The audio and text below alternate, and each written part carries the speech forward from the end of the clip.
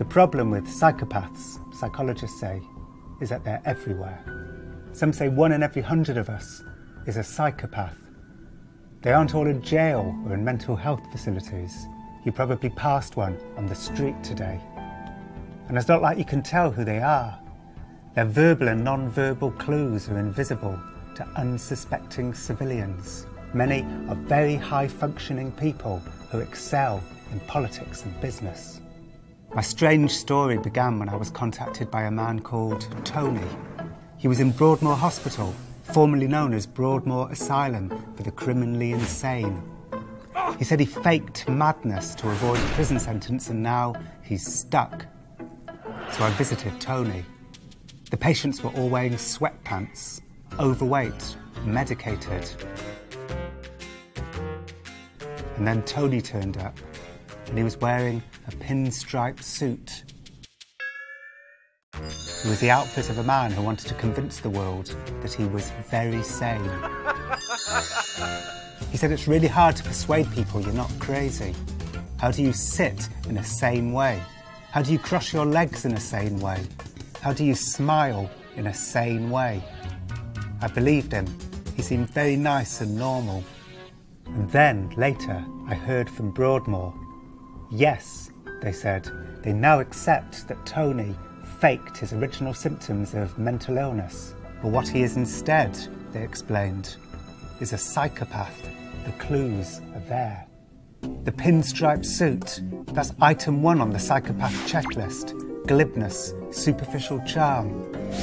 Then there's the deceitful way he faked madness to get out of a prison sentence. That's item 5, conning, manipulative. Faking your brain going wrong can qualify as evidence that your brain has gone wrong.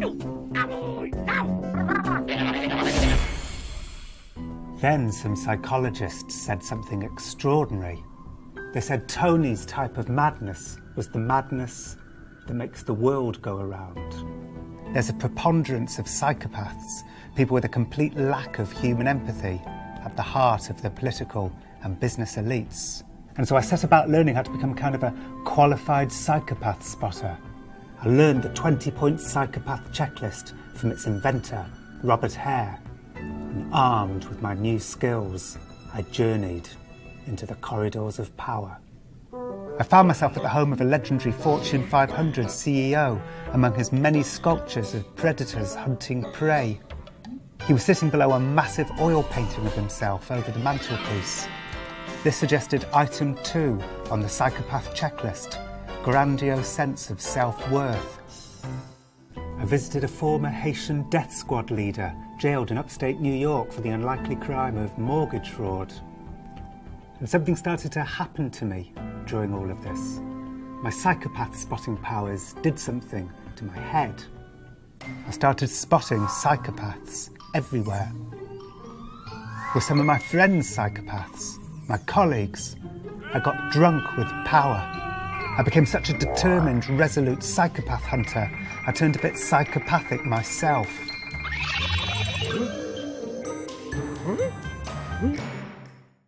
And I began to realise just how so many people, journalists as well as psychologists and criminal profilers and reality TV producers and drug companies, are eager to see the madness in people. Mental health labelling is creeping closer to the boundary of normal.